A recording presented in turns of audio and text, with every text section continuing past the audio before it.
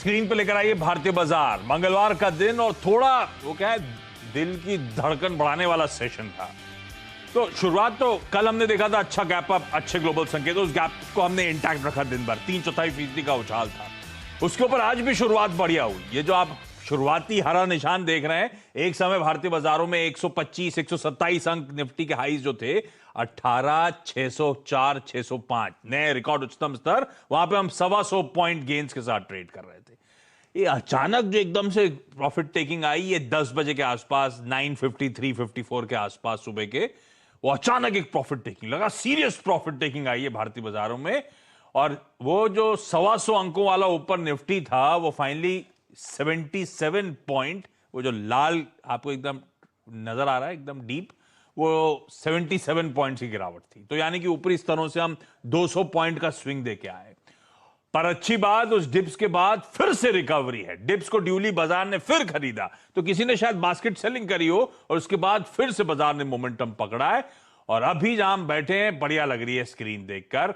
Nifty इस समय आधे % की मजबूती, तो 77 पॉइंट नीचे वाला Nifty 90 point in green trade कर रहा है। 150 पॉइंट की रिकवरी है दिन के लो से। और अच्छी बात यह कि बाजार की दो हैवीवेट पॉकेट्स, आईटी तो गजब कर रही है, क्योंकि उसमें जो आईटी के, अब बाकी के मिड कैप आईटी के नंबर्स आ रहे हैं, बहुत ज्यादा स्ट्रेंथ दिखा रहे हैं टियर 1 प्लेयर्स के मुकाबले। मैं बात कर रहा हूं एलटीआई के नंबर्स की, तो आईटी में बड़ा स्ट्रेंथ है। 3% के उछाल के साथ आईटी ट्रेड कर रहा है, यह बाजार को खींचने में मदद कर रहा है। और दूसरा, बैंक सपोर्टिव है। 1/3, हालांकि निफ्टी के मुकाबले अंडर परफॉर्मेंस है, लेकिन 1/3 आधे % के बीच में निफ्टी बैंक आज आपको इर्द गिर्द घूमता हुआ नजर आएगा। चलिए, तो ये तो अब तक का बाजार का सूरत हाल। एक दिक्कत की बात, मार्केट ब्रेथ अभी भी वीकेस्ट साइड पे है। हालांकि डिटोरेट अचानक ज्यादा हो गई थी, लेकिन अभी भी 2:3 का रेशियो, यानी जितने शेयर ट्रेड हो रहे हैं 60% इन रेड है। तो थोड़ा सा बड़ा तबका है जो लाल निशान में, लेकिन वो भी धीरे धीरे बाजार जब लो लेवल से रिकवर कर रहा है, तो लकीरें भी आपको देखेंगे सुधार की तरफ बढ़ रही, यानी कि एडवांसेस के धीरे धीरे फेवर की तरफ बढ़ रहे हैं। लेकिन अभी तो डिक्लाइंस का दबदबा ज्यादा है। रास्ता क्या कर रहे हैं भैया आप लोग मार्केट्स में? लॉजिक को डिफाई कर रहे हैं कई सारे स्टॉक्स। ऐसे में सिर्फ मोमेंटम को चेज किया जा रहा है, प्रॉफिट बुक करा जा रहा है, या होल्ड ऑन कर रहे हैं अपनी पोजीशंस में, इस मोमेंटम को राइड कर रहे हैं आप लोग एम सिक्योरिटीज में? बेसिकली अभी तो आशीष होल्ड ऑन करने की ही स्ट्रेटजी यहाँ पे अडॉप्ट कर रहे हैं। Good afternoon. और देखा जाए तो आज जिस तरह से निफ्टी ने यहाँ पे एक मोमेंटम दिखाया था, जैसे कि आपने भी बताया था कि एकदम से प्रॉफिट बुकिंग आई, तो जो आवरली चार्ट है वहां पे एक बहुत बड़ी बार क्रिएट हो गई है और बाकी की जो सब्सिक्वेंट बार है वो उसी के अंदर समा गई है। कहने का मतलब है कि एक साइडवेज ट्रेंड अभी इंट्राडे लेवल पे हमें निफ्टी में देखने को मिल रहा है। लेकिन अगर जो आज का हाई ब्रेक हुआ, तो मुझे ऐसा लगता है 18,700 से लेके 770 तक के भी लेवल निफ्टी गोइंग फॉरवर्ड हमें दिखा सकती है। तो रणनीति यही रहेगी कि लॉन्ग पोजीशंस को होल्ड करें। लेकिन जिस तरह से आज 18,400 तक एक नीचे में फॉल आया था, तो मेरे हिसाब से बढ़िया एक सपोर्ट बन चुका है वही लेवल। तो उसी के एक स्टॉप लॉस को क्लोजिंग बेस का मानते हुए निफ्टी को होल्ड करने की राय दे रहे हैं। पॉसिबल टारगेट रह सकते हैं 610 के ऊपर गया तो 700 से 770। भाई आज का लो बन गया एक फॉर्मिडेबल बेस, उसको स्टॉप लॉस बनाइए 18,400, प्रिसाइसली एग्जैक्टली वही लेवल थे 18,400, जहां से आज भारतीय बाजार वापस घूमा है। तो वो बन गया अब मेरे स्टॉप लॉसेस, गिव और टेक अ फ्यू पॉइंट नीचे लगा ले, ज्यादा सेफ। ठीक बात। तो मोमेंटम को फिर होल्ड करके मोमेंटम को राइड करना है, डिप्स पे एंट्री पाने के बाजार में मौके ढूंढने। लेकिन चलिए सवाल जवाब के सिलसिले की शुरुआत करते हैं। आज हमें जाना है कानपुर, आगरा और कतर। शुरुआत कानपुर से करी जाए, और कानपुर से रेशु गुप्ता जी आपको आपकी स्क्रीन पे नजर आएंगी। रेशु मैम, हाय, गुड आफ्टरनून।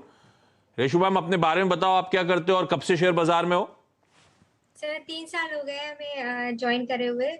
स्टार्ट किया था 3 साल पहले। हाँ। और धीरे धीरे सीखा। अब हस्बैंड के थ्रू स्टार्ट किया था, लेकिन अब स्टॉक पिकिंग खुद कर रहे हैं और फंडामेंटली स्टडी करते हैं और पोर्टफोलियो भी सर अच्छा चल रहा है। हस्बैंड के थ्रू मतलब हस्बैंड पहले से करते थे, उनसे सीखा और अब आप इंडिपेंडेंटली खुद कर रहे हो? जी। और बढ़िया चल रहा है? 3 साल अच्छे गए शेयर बाजार में आपके? हाँ सर, जब सिर्फ लॉकडाउन जब स्टार्ट हुआ था तब सिर्फ कुछ गड़बड़ हुआ था, फिर अदरवाइज अब तो बहुत अच्छा चल रहा है। तो लॉकडाउन के बाद आप एक्टिव रहे, आपने और खरीदा जब गिरा था बाजार, या पुराना पोर्टफोलियो नीचे था उसका इंतजार कर रहे थे वापस बाउंस बैक का? हाँ सर, एक्यूमुलेट करते रहते हैं टाइम बाय टाइम। अरे वाह, तो बेसिकली लॉन्ग टर्म की बाइंग चल रही है, जो अच्छे स्टॉक्स रखते हैं उसको एक्यूमुलेट करते रहते हो आप?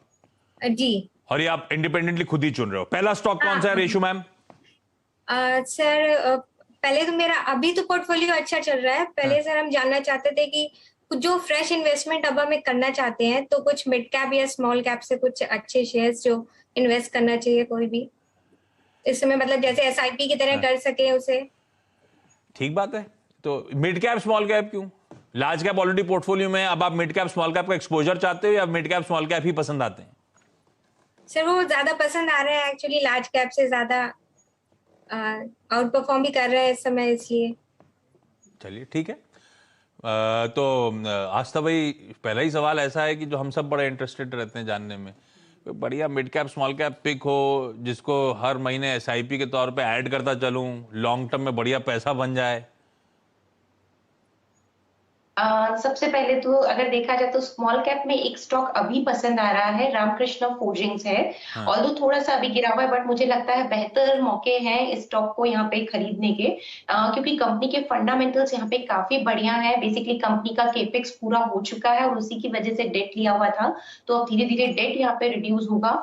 गोइंग फॉरवर्ड यहाँ जिस तरह से ईवी की एक डिमांड बढ़ रही है, तो उसका भरपूर फायदा भी कंपनी को मिलेगा। मुझे लगता है रामकृष्ण, और जो नतीजे आए थे आशीष, इनफैक्ट आपने भी देखे होंगे, बेहतरीन नतीजे इस काउंटर ने दिखाए थे, तो मुझे लगता है कि गोइंग फॉरवर्ड ये बहुत बढ़िया प्ले हो सकता है। तो आप रामकृष्ण फोर्जिंग एकदम स्मॉल कैप स्टॉक है, क्योंकि मेरे हिसाब से मार्केट कैप भी ज्यादा नहीं है, 3,000-4,000 करोड़ का ही होगा शायद, तो वहां पे आप एक नजर रख सकते हैं। मेरे हिसाब से इसमें जो टारगेट्स हमें लॉन्ग टर्म में देखने को मिलेंगे वो 1300 से लेके 1450 तक के भी स्तर ये काउंटर हमें दिखा सकता है, तो वहां पे एक नजर रखें।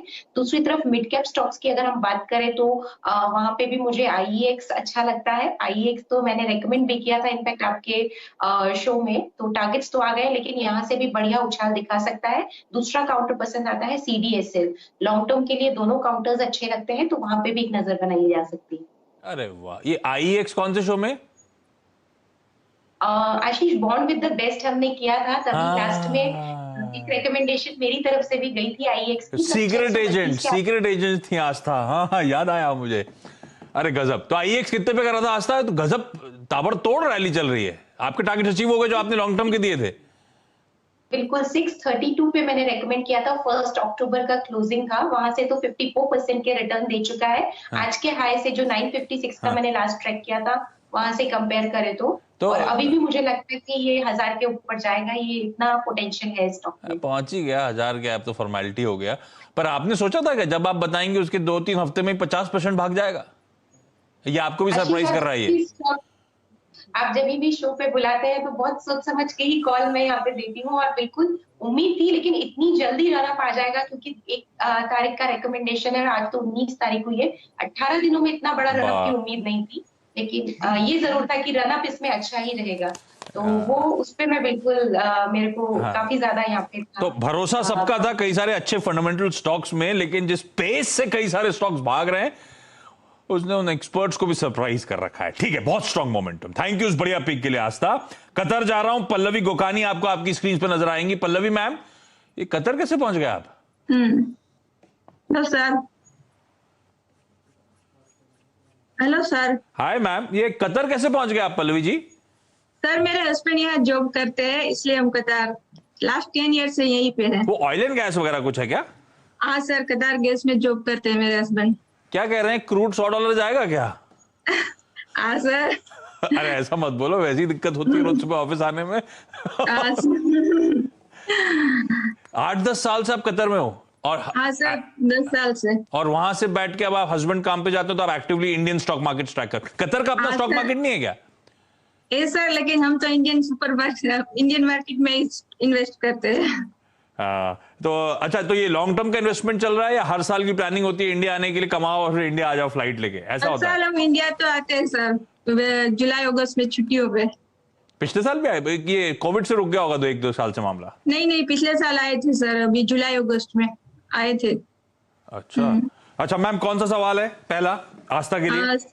सर मेरे पास रेन इंडस्ट्री के 500 शेयर है, 135 की बाइंग है सर, इसे होल्ड करना चाहिए या मैं थोड़ा प्रॉफिट बुकिंग करूं?